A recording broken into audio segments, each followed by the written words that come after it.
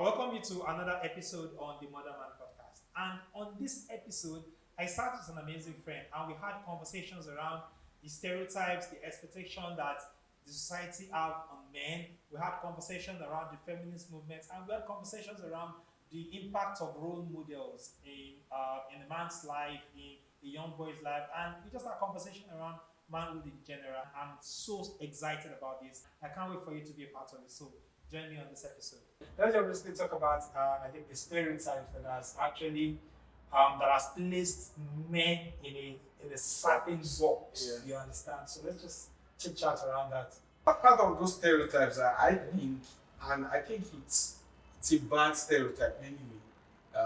Is the idea of a man must be financially fit to do certain things, or he must have enough amount of money before he can be involved in something, or involve him in something, or even get married, even to like even have, let's say, a babe, for example. I mean, we see a lot of this thing online where people would say that if you don't have money, you are not entitled to get. I mean, it's and I could share from personal experiences as well. So it's not only me. I've had friends. I mean friends now. I'm not saying friends that are not doing anything. I have bankers that are friends. But and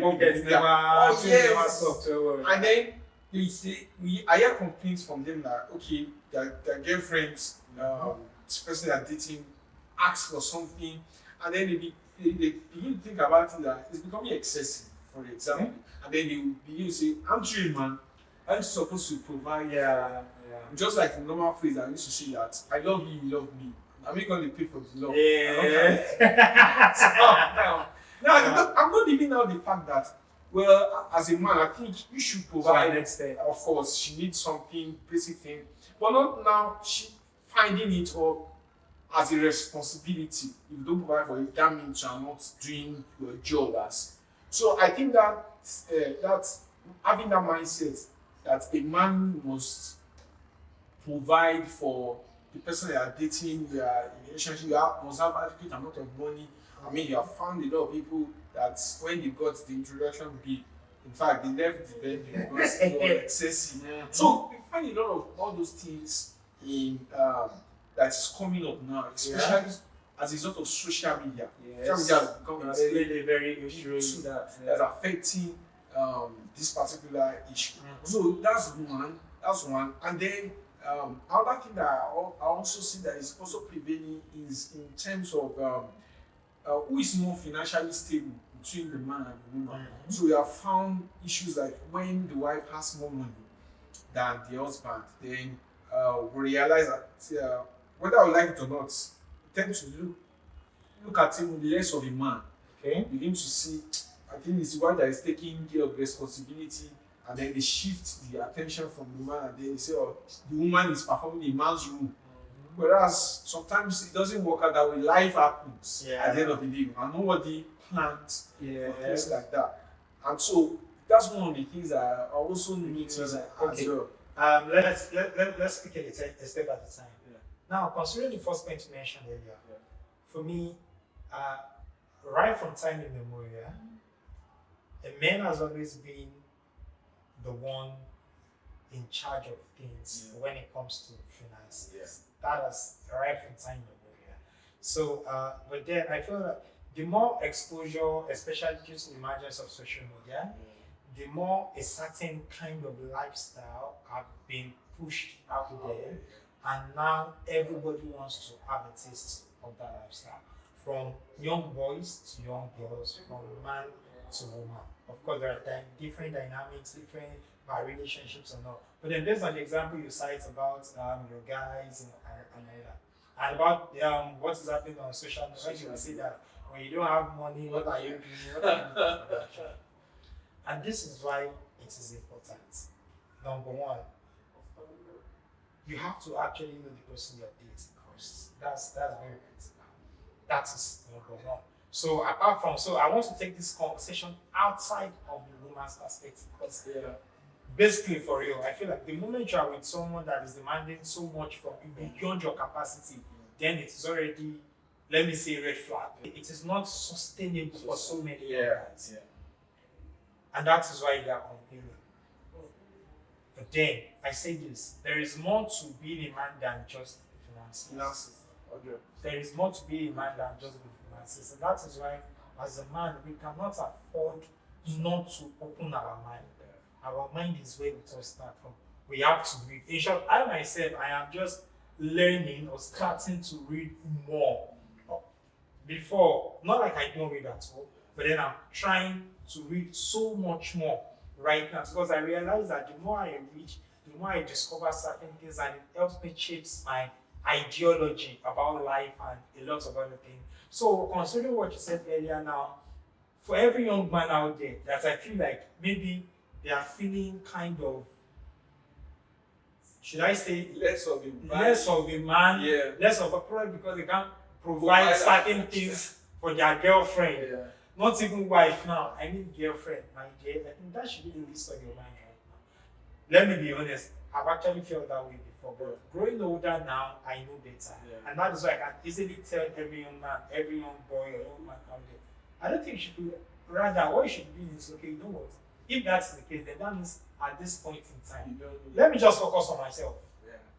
Maybe truly, now is not the time for me to pursue this thing. But when you mention focus on yourself, some people will say that, well, that's to focus on yourself, but they are not growing younger at the end of the day. Some people will say, they are 35, 36, even 28. yeah. Once you don't get money, there's a problem. So, what about in the aspect of, okay, they're looking at their age and saying, I mean, all my friends are 30 something are already like this down, and then you are still battling with this thing. Maybe I should just at least maybe stay with her, give her whatever she wants and all of that. And of course, that's one of the things that also leads to a lot of all these crimes that we see. Yeah, sure. People wanting to please their girlfriend and all of that. So sorry about it, let me be honest. Let me just say this and say this as a fact. Yes.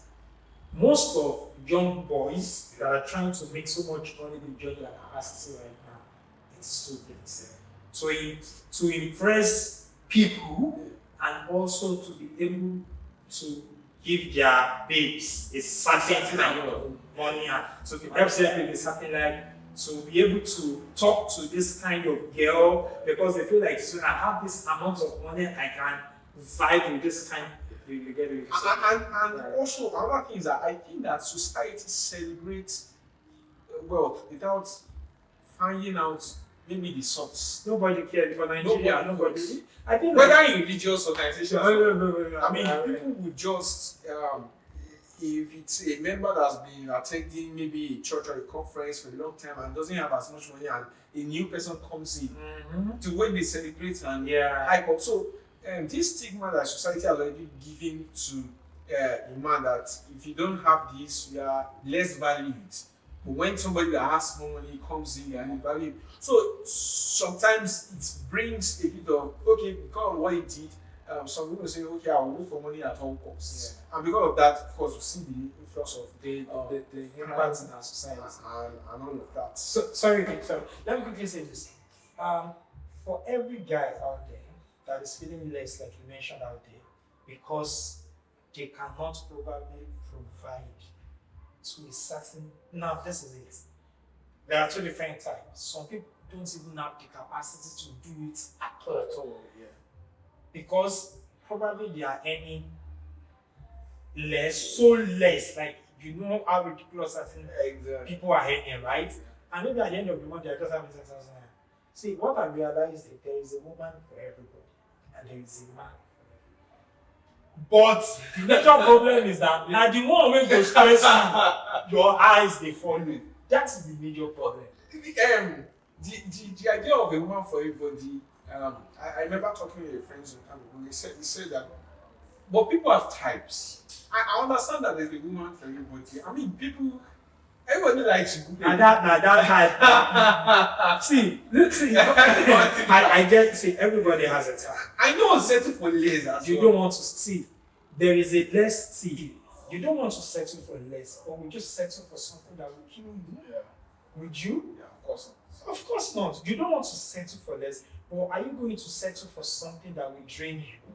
So it's not a matter of settling for less. It is about doing what you feel like will make like your life better. By the time you start spending more than you earn for a lady, you will practically have nothing in your account. And believe me, see, this is the life that is being pushed out there right now on social media is a life whereby every lady thinks they are going to get married to So you get each one. Yeah. and that is just, that is not the reality. Because how many percentage of men out there is actually earning to certain amounts of money? In fact, I think they did a survey not too long ago, and they found out how many men are earning about up to I think 250,000 naira, and it was I think it was around 10%. So you can imagine people thinking that because they see this thing on Instagram, they see People just use social media to determine what is happening in the real life. That's the major problem we are facing right now in our society. Now, I think millennials are kind of wiser, not necessarily wiser per se, but just because they have a blend of the old school and the new school. So to an extent, they can consider. But you see, the Gen Z people, I just feel like they feel like the reality is everything that is happening on social media. But when in actual truth, the reality is this: everybody cannot be wealthy. What everybody can actually strive to have, that I feel like at least an average human should have, is a life of comfort.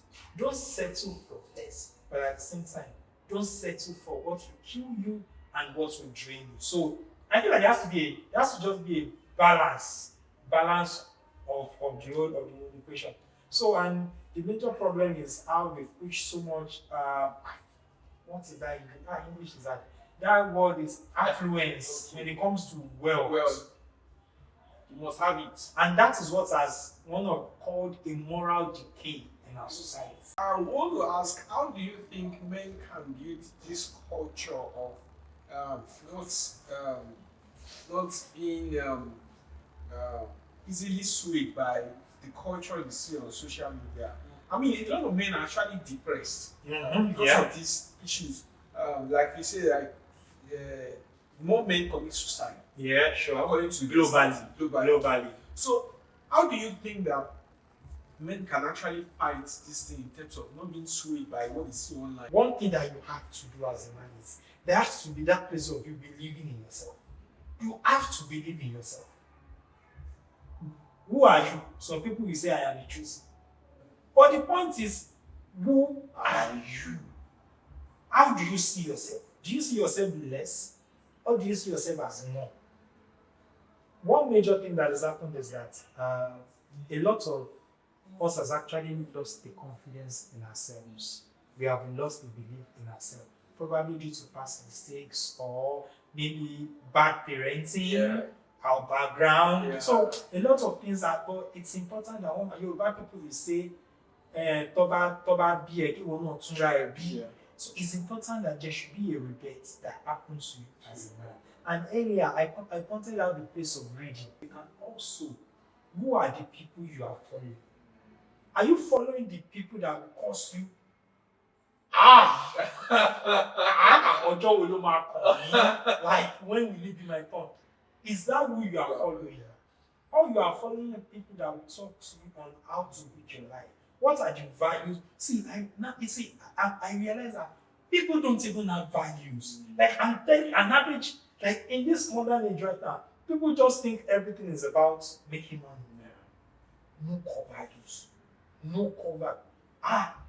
Going back there, one who correlation to Wura as Fadaka. Yeah, that is a good name is better than gold and silver. My dear, forget right now. Forget. People just looking. They don't care about it. They don't care about the people. Like, how much decay we have in our society right now due to how much affluence that is being portrayed on social media. Even our government is not helping anymore. And the music we listen to now, it's all about money, ladies, checking bomb, sex. So if you consume a lot of that, it sinks straight into your soul and it will corrupt your mind. You get what I mean? It will come. So what do? You have to feed yourself with things that will actually build you up, build up your mind. You have to read books. When you follow people that build you up, you will hardly be swayed because there is a vision you have for yourself. There is something you are trying to build. That is not to say there will not be one or two moments when you feel like okay, because it happens. When you see people you gotta start together, you just sit and say, but then in normal, look at, be inspired, get motivated, but then that you can get to the next level. So it is the people you watch, the video, the content you feed yourself. If you continue feeding yourself with content of ladies shaking bomb bomb, looking at, definitely you will want to do things that are ridiculous, and that's the truth. So one of the things that I would even take from what you just said now is the idea of young men, especially having role models that you can really look up to. I think the idea of having a role model is actually not spoken. Yes. You see, one of the things I notice is that when you see somebody that is over there, that is higher than you, that is doing very well, it tends to, apart from learning, it tends to ginger you to want to do more. And then, of course, it tends to speed in your progress as well. So, whatever industry, that's one of the things I've learned in what I do. In an industry where I am, the truth is that somebody has been doing something similar, and no matter how much you see it, you should look for what they are doing, follow their steps. And I learned something from a very wealthy man, very popular on social media. I don't want to mention his name. He said that even though there are sometimes, he said you might be doing something that maybe you don't actually agree with. Yeah. Look for what you agree in their life and pick it up and use it for yourself. So that's what I think that is an advice for a lot of young men. You should look up to a lot of all these people that, first of all, they have a goal, they are accomplishing their goal, and try to work towards what they are doing. If possible, try to reach out to them as well. A lot of people don't know how much they can get by just reaching out. So if there's a young guy that is watching this, especially if there's a goal that you want to achieve, try to reach out. Just like we were talking some time ago, he said that if you write a message to 100 people, at least one person. I don't know how you want to do. One person will respond. So that's the ideology, the idea that a lot of young men should begin to have, especially once they are faced with, they are down with maybe peer pressure and all of that, trying to achieve a particular goal. It's very important to look up to someone that can easily speed up progress. And also, I think accountability as a young man is very important. We have to be accountable, even to ourselves. Accountable in what we are doing, in our goals as well. And of course, like we talked about determination to it, because no matter how the danger will come, there'll still be times that will still feel I'm not trying enough. It happens to everyone. So that's one thing I think I will. You see, this conversation of role model that you spoke about, it's actually something that is causing a lot of issue in our society. That's because we don't have. The role models that we have right now are people in music. Most, like, let me say most. Of course, that's not all. And even influencers. Yes, but if you ask an average person now, who is your role model? An average. I'm not even talking about the gender, man or woman. Even though our focus is on men, but a man or woman. When you hear the names they will be calling, you feel like, The first thing that comes to mind is what are you trying to build when you start following this? Who is your mentor? Who is your role model? You understand? Now let me bring it back to us as men. I think the major problem we have is that men don't speak up enough. With men not speaking up enough, we have been silent about a lot of these issues about us as men. The first role model every man has is his father. Our fathers were not really present for us. Everything that they saw the father do was to provide. So that was the only area that he had as a role model. It takes a man to raise a man. And it takes a man to raise a man. Sure, you get. Our fathers were not available enough to even be that much of a role model to us. So now a lot of us started searching for role models. We started searching for mentors outside our community, outside our fathers, whereby father was supposed to be the first role model for everyone. And what is the first? An average person looked up to a man in the community. I don't think his father was the person he was looking up to. It was one uncle that was the chairman of the boys in the street. I've been like this guy last song. They get all those kind of things. That is the person he's looking up to. And basically, averagely, one of the major things that comes up for every young boy when he's growing is that what we have adopted as one of the role models is that you have to know how to pack women. That is one of the first things we learn from the streets. Or if you had the father knowing fully well from his own experiences, and he has taught us to know that womanizing is not the first thing for you right now.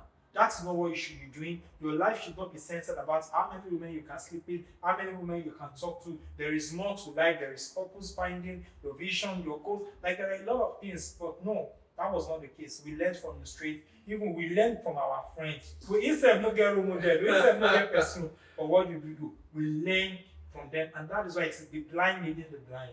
We need to have more male figures, more older men in our society talking to us as men. And also about the idea of men, you speaking up.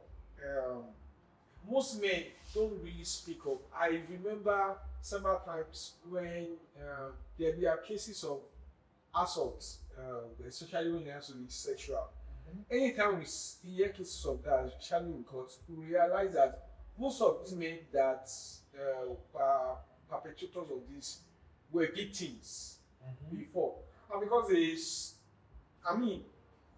which man would come out and say he was assaulted by a woman, and then, in fact, people really that and all of that. So these are these. You meant assaulted in terms of violence, sexual abuse. Okay, sexual. Yes, if you check the data, most men that are now, it's not to say that it's not justifying what the sexual predators are. But the data really says that most of the men that are perpetrators of this were victims. Someone was sharing the data some time ago, said that most young men that were disvirgin by an older adult female. And so a lot of time, most of these men were victims and then they turned perpetrators. And one of the reasons why is because they kept quiet and that thing continued to grow. Yeah. So I'm just trying to address this issue of men keeping quiet. Yeah, because it is as against a woman will voice out when things happen. No, I actually have a personal experience. I was molested by I would call her my friend sister per se, because even my parent did not want that close relationship between them. Yeah. So it's just, those moments when you're younger, you sneak in to see this person, you're forming house friends and all this kind of thing. So she molested me when I was actually 9, 10 years old, so something around that age. And I tell myself sometimes that I have, maybe should I say, I have grown out of that. They call it trauma. I've not done maybe therapy or whatever it is. I was speaking with someone some time ago, and she said, whether I like it or not, there is still something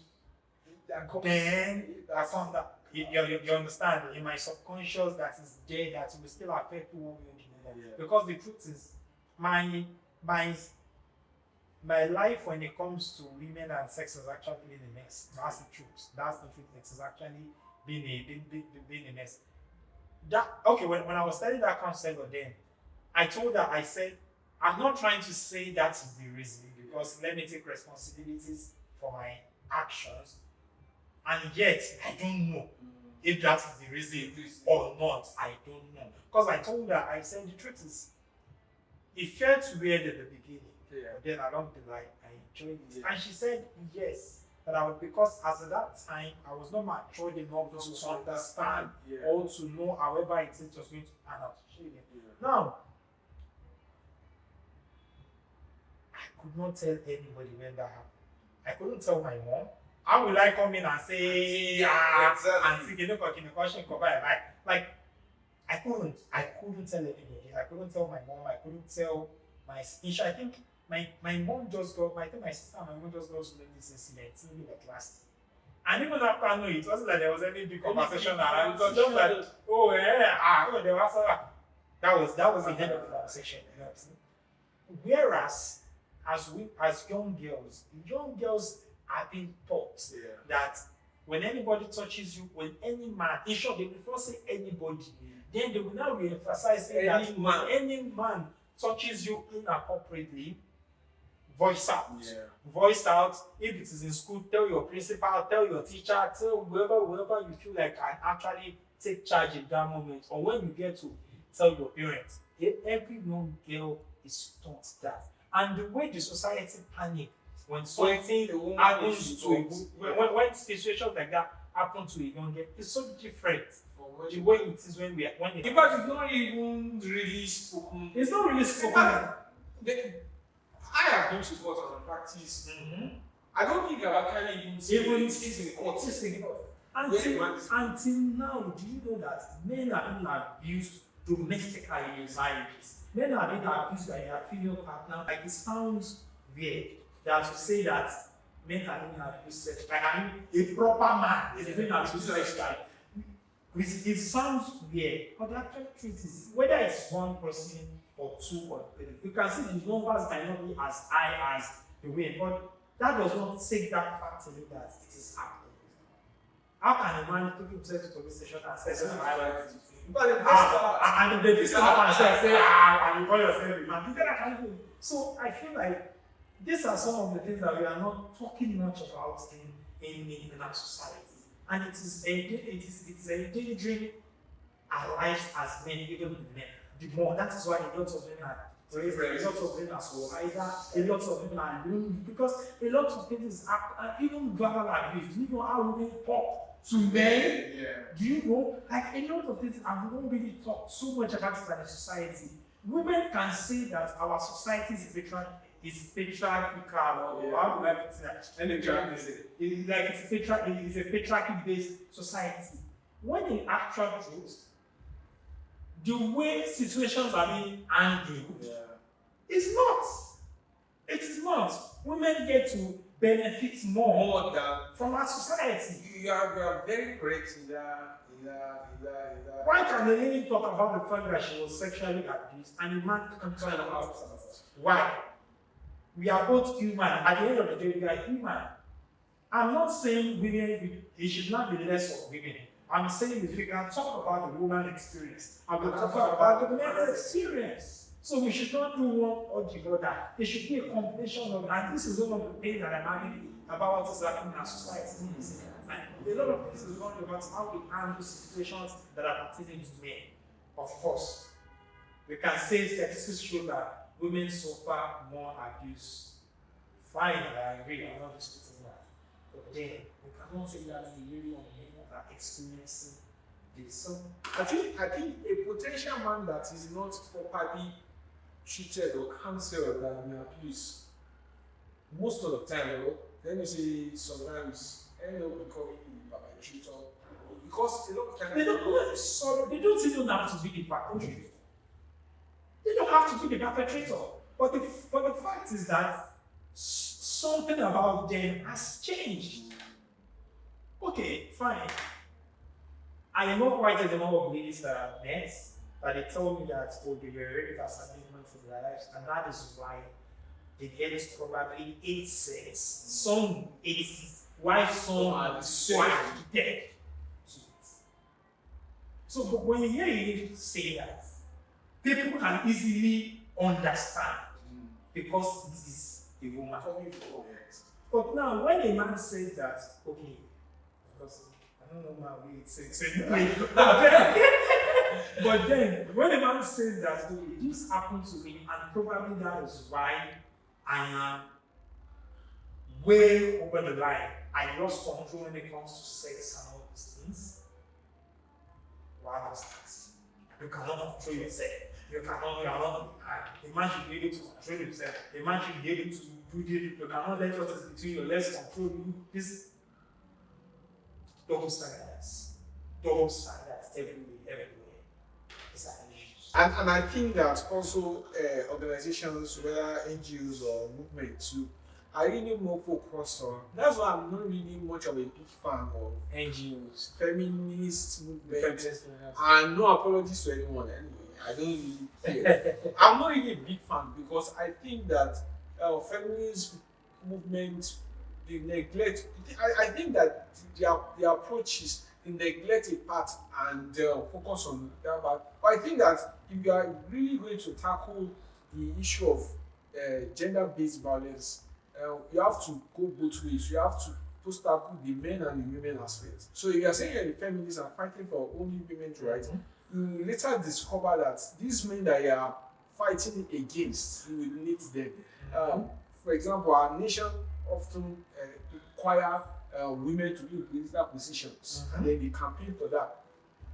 But what they don't know is that during their campaign, they go to presidents and ask them, please involve women. Yes. And so you have to involve women for women to be involved in. So you have to involve men. So that's why I think that if you are going to be fighting for women, you must also be included. But you are going to be fighting on girl child, you must also be involved with boy child as well. It goes all together. Yeah. If not, you will leave. You will solve a problem and create a very big problem itself again. Yeah. So that idea of the feminist movement and only concentrating on one aspect, especially for NGOs, it's becoming. I mean, now let the money do that. When it comes to anything, woman, everybody is at alert. Anytime anything happens and it has to do with women, the society is ready and eagerly to fight for most to embrace it. But anytime it has to do with man, they don't. And that is why I see this. See, you are not a fan of the feminist movement, and I think that is because the feminist movement is being pushed to the extreme. Yeah. The feminist movement did a great job. Let's be honest with each other. They actually did a great job. And what they fought for was that women are best when they are not just being carers at home, when they are not just being nurturers at home. That women can also thrive in the society.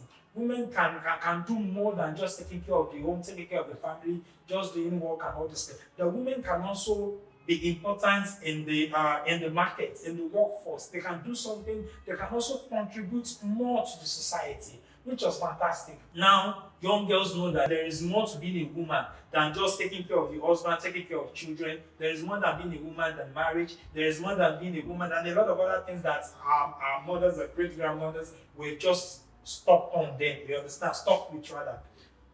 Now, that was the major impact that the feminist movement made. That was the big breakthrough they had. And now that is when we can even have the shout for women in politics. That is why we have the confidence to actually talk about all these things. Because of what? How much fight that the feminist movement had to actually pull through for them, for this thing to actually be actualized, which is fantastic. I'm not going to take that away from them, but let's be honest. When I look at the experiences that women had back then, I feel like a lot of women were not respected by men. A lot of women were not respected by men because probably when I say we, men, but not be me, not be us. You understand? Maybe because they saw them as less. Do you understand? Men saw women as being everywhere because they had to be the one that championed everything in terms of decision making in the house, in terms of financial decision. So women were economically dependent on men. And that was where the feminist movement wanted to solve that. We cannot be economically dependent on men. Let's do more. We also want to be socially viable. We want to be economically viable, which is fantastic. The problem there is that the old script for women was torn, and we gave them a new script, which is the fact that, okay, go out there, be whatever you want to be. Be an engineer. Be whatever. A woman is the president. Liberia had their first female president years back. Like, you can be anything. So many countries already also have women presidents now and all. So women are now more ambitious than they have ever been. But what happened to us as men? We had women that were fighting for women's rights. What happened to us as men? Why did we practically stick to the same old script that we have had all along? Which is what? Let's provide for the family and let women be there, having to look at us as the king of the world, having to, quote, in quote, worship us as men. I feel we stick to that script for too long, and that is why the dynamics of relationships has changed in our society today. Because now we were raised by traditional men that the only thing we learned from them was how to provide for our family. But now society has changed. A woman is providing for the family now. In short, right now, women get money past man. That's the truth. Because women are doing fine. Women are building companies. Women are entrepreneurs. Women are engineers. Women are a lot of things. So what we had as our bragging rights before that happened, that was peculiar to men, the feminist movement has practically taken that away. So now both men are working. So you come out now as a man, thinking when you come back, go make it cross leg like this, how fast, bring food come for me. What woman said, don't go work. So what do we do? Now we are struggling. Because now as a man, you have to learn how to be emotionally available for your family. You have to learn how to be supportive in the home, which you did not even see the role models you had growing up do. Now you are struggling to meet up with this level of expectation because the dynamics has changed. So women, the old script for women was done. They were handed over a new script. But we as men, what happened? There was no men movement per se. And even right now, we have Ministry of Women Affairs. What do we have in Nigeria? We don't have anything. So the women are just taught, the men are just taught, nobody's speaking, nobody's doing anything about all these things. And that is why I feel like we are where we are at this point in time. I wanted to say something when you're talking about Camila. when you're talking about the feminist movement. Why I wouldn't still give the accolades to the feminist movement. Okay. I think is I believe that I think at that time I don't think that men the people that were at the decision making board at that time intentionally, let's talk about the idea of women. There's a say in the kitchen, for example. I believe that the idea was not necessarily to keep women out of being involved. Yeah. But it was as a result of what was happening around that period. Just like laws, when laws are being made. Yeah. And there are times that a law is being made because of what is happening. And now it has to be reviewed later on. Anyway. Well, over time, awareness came and people felt that, okay, you have to also get involved and all of that. So it wasn't, so people used to think that men hate women, so because of that, women were not voting. But the idea was not because they didn't want men to vote, but the idea was because something happened at that time, prevented women from voting. But over time, it continued. Yeah. Not necessarily because they hated women from voting, but because it continued, nothing was being done about it. But later on, women came out and said, okay, now we need to start voting. Yeah. So I know some people used to have the ideology that men intentionally didn't want women to vote, they wanted women to stay in the kitchen because. But it was not that men intentionally No. It was just what has society at that time. Yeah. And the world, to be frank, is not really fair on men. For example, if you look at the Russian-Ukraine war that just finished. Yeah, now they have people that women had to leave the countries. In fact, they were models.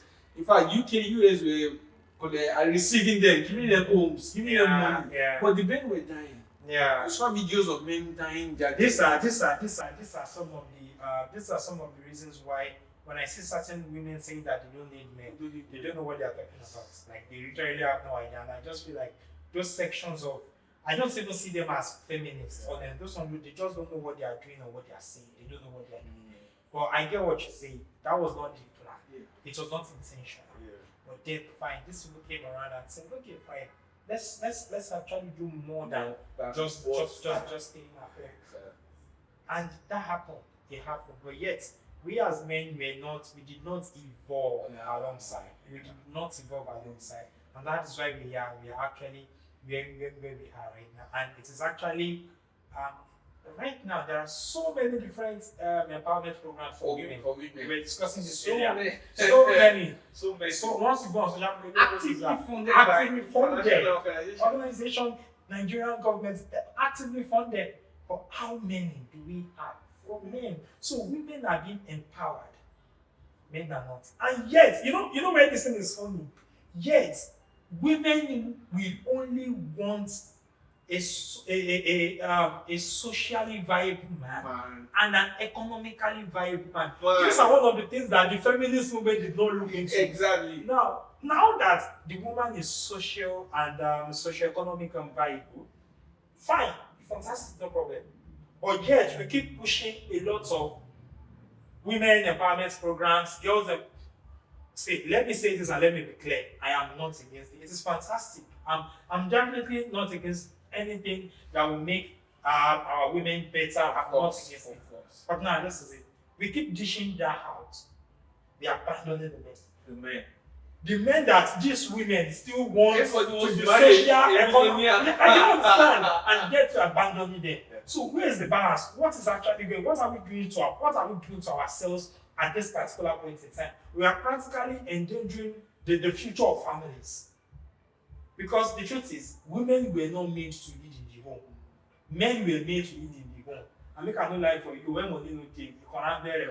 Of course, it happens to both men and women. Yeah. But then there is an extent to which a woman will provide for the family and she will lose respect for the man. Yeah. But I can categorically say that when a man provides for the family, he doesn't lose respect for the man because he's already wired to know that he's the provider. You get it? So now that we are doing a lot of women empowerment programs, girls this, girls that, free parts, free, like a whole lot of, like, they are all accountable on social media. Now that we are doing that, and women are getting stronger, they are getting better, which is fantastic. What is happening to them? They are being left behind. They are being left behind. And yet, women will say they want what? A socio-economic white woman. Oh yeah? Where will they look at? Everybody wants to marry. Everybody wants to marry a man that is socio-economic viable. You get what I mean? Like, it is important. But that is where we are right now. How do we do it? What is the way forward? And the only way forward is that we have to start taking our young boys' lives more seriously. Our young men lives more seriously. We also need to put out empowerment programs for men. For young boys out there, it's important. That means we need to start dishing out a lot of empowerment programs for men also. If we cannot only stick with the women alone. Because it is not a case of man or woman. It's a case of man and women. Yeah. So women are growing, men are growing. Women are growing, men are growing. And that is how we can have a stable society. Very balanced. That is how we can have a balanced society. Because if we continue at this pace, a lot will happen. And there is a saying that says that is a society where young boys are left unchecked or left alone. That society is at the brink of disaster. That is what it was said. I've forgotten who said it right now. When young boys are not being looked after, that society is at the point of disaster. And I think that is why it's important for us to start looking into all these things so that we can have a much more stable society, a better society for us. And wow, I feel you said a whole lot already in this episode, honestly. And I'm sure we'll have enough time to also talk on several other issues, especially specific issues that men are really sure will be the preceding of course, definitely we will. So we have to do more of this, and this is because we need it now. We need more stuff like we make it and that's it. So yeah, we do this again some other time. Thank you so much, my brother. So catch you again next week. Thank you for